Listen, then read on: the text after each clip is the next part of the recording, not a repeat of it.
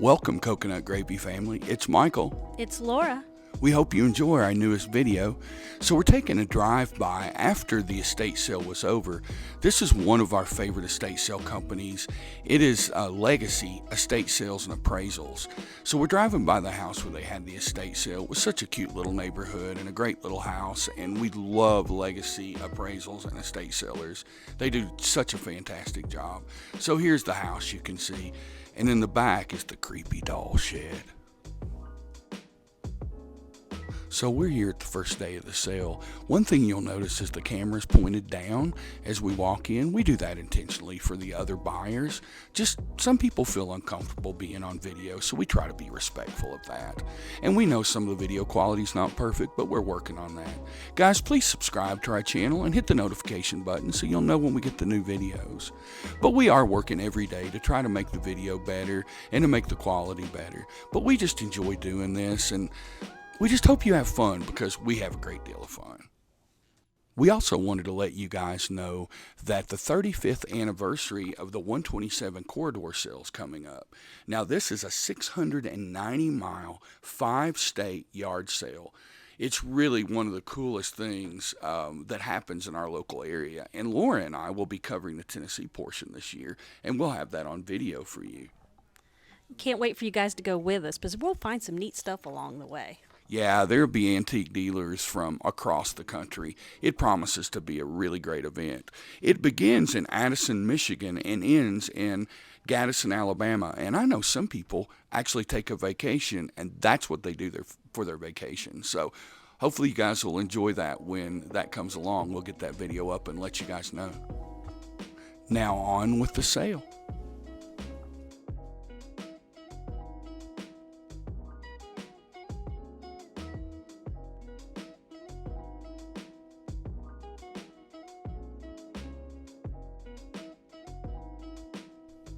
You guys are going to see here in a minute, Laura's going to pick up a model car. I used to do these when I was a kid back in the early 80s, late 70s. I love putting those together. I don't know if kids do that anymore, but that was really neat. Now, this was a really neat house. It was an older home, and with some TLC would have been absolutely gorgeous. Oh gosh, yes, the character was in that house with the doorknobs to all the crown molding around the house. It was just absolutely gorgeous. And this was the second day of the sale, so things had been picked over, but Laura and I feel like we got the two best things there. I think they were just sitting there waiting for us, and we were just so excited to get to them. You guys will see them soon, and I hope you like them as much as, well, love them as much as we do.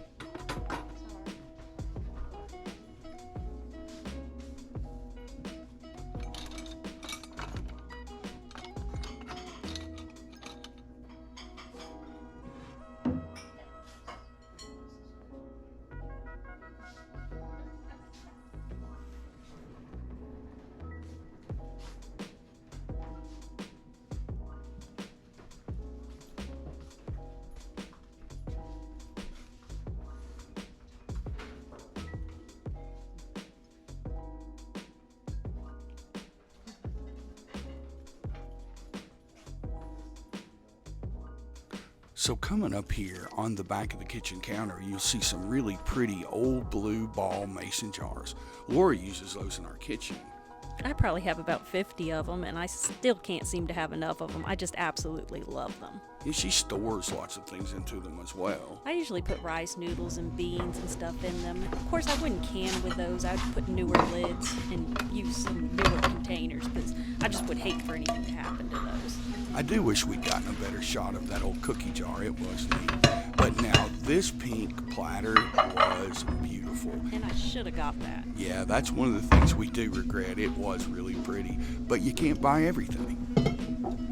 Now the crock was gorgeous, but had a big crack in the bottom. And honestly, we tend to go past those. Now coming up, you guys are going to see what we thought was the best find of the day. Boy, was it. So here it is, a 35-piece Hazel Atlas Modernite pastel set.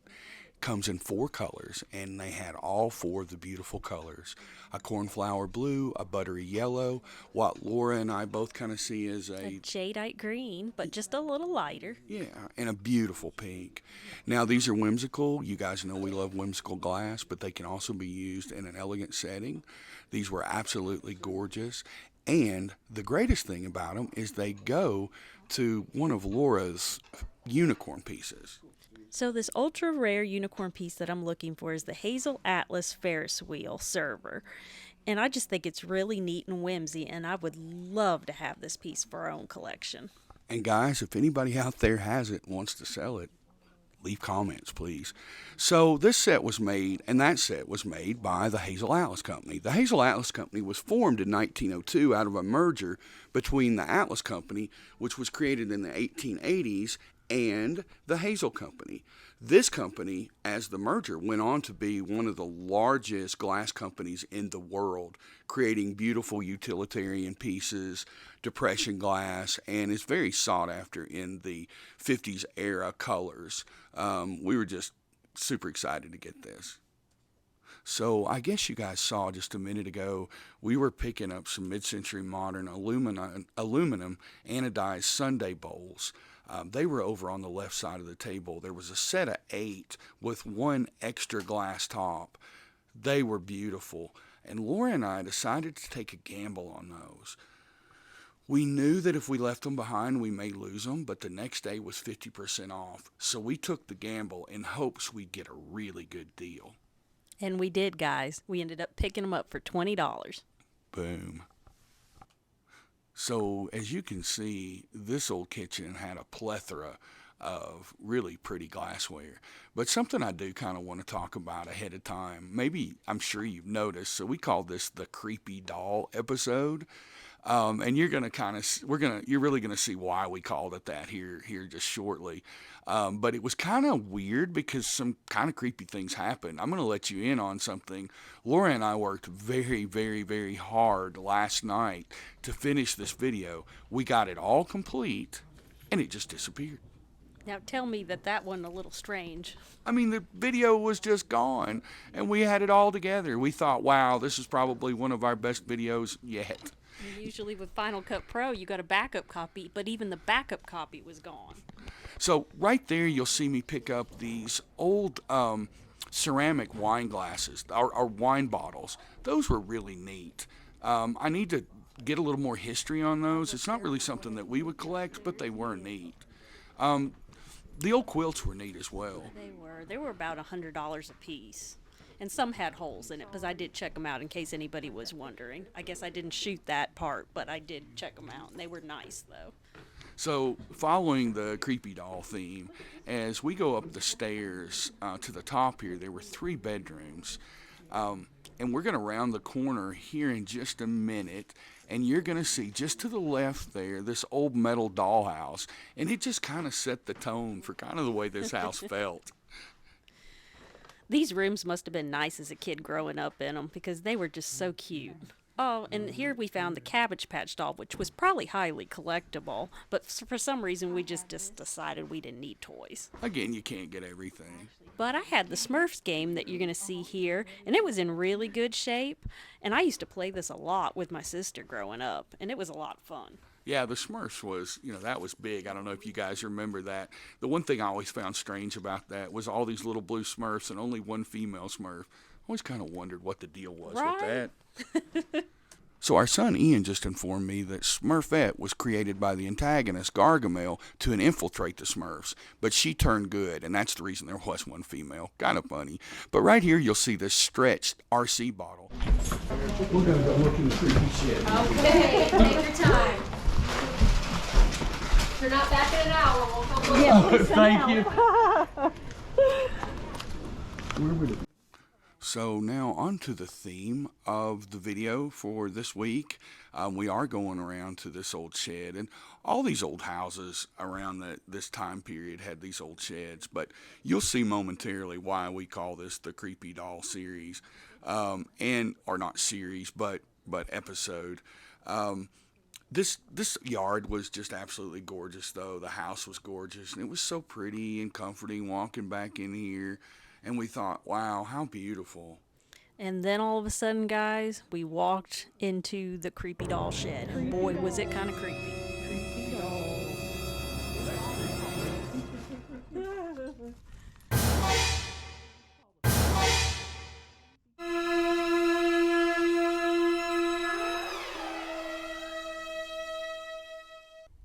So, surprisingly enough, in this shed were a really few neat little pieces. The poodle with the little wagon planter was really neat. And we looked at some of the other glassware. We didn't end up getting it. They had some cracks and things. Yeah, and it was a shame because there was some really nice stuff out here. And I don't understand why people just didn't go risk it to see what was in there because you never know what you might find. So we Google Lens to try to get comps on things, and it wasn't working in there. Again, another spooky shed thing. So we looked through this box, and it had a lot of really neat things in it. Yeah, and then I found this picture that I really wanted because it had the markings on it where they wouldn't rub off. And when I got it out to the light, I saw the little chip in the top where the spout was. And I kind of ended up putting it back because it just wasn't worth it. Yeah, so disappointing. And like there was a couple single mid-century modern glasses that we liked, but we've got so much glassware, and to try to put together a whole set, we kind of let it go. But we did look through the vases to see if there was any Hall or McKee or anything out there that we might like. But I will tell you guys, we really did overlook something. Something that happens when you're in any sale, you get kind of blind. And I know for me, I look over things 3, 4, 5 times because I miss things. So here in a minute, and you saw us do it earlier, we're going to look in this tray at all the silverware, and we miss what's holding the silverware. Now you'll see we had to step outside to try to do comps. Because the shed was blocking our signal for some reason. And of course, I still couldn't get signal and had to wait. So we attribute that to the creepy dolls. So we're coming back up to this tray that's got all the different dishware in it. And that's what I was saying earlier we missed. These old trays can be worth a lot of money. Oh, yes, and this one would have been perfect to get. And I don't know how both of us walked right past it and never saw it. So this is the old metal tray that has the baked on paint, and they're highly desirable. So we looked through this. Laura was kind of digging around with a knife in there because I think she was afraid there might be a mouse or something. I was scared of spiders, too.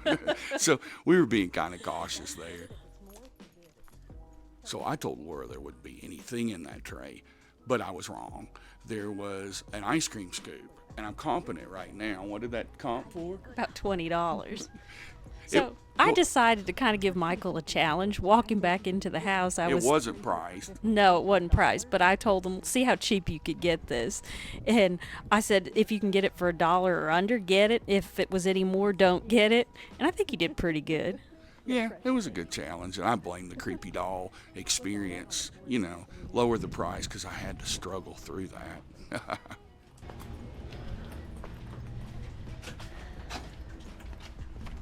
So we made it back from the creepy shed. I'm thinking as rough as that was, there was no price on this. I'm thinking 50 cents. Yeah, Wonderful. and it'll be 25% off. Oh, great. Man, we love that Hazel Atlas. That's a gorgeous little set. I'm surprised somebody picked that up. What is it? The Hazel Atlas set that we got there. Oh, I know. The I coloring. didn't even see it. I didn't even know those were here. Oh, it's got the potential. Yeah, it's a watch on that. 49. As far as I know, it hasn't sold.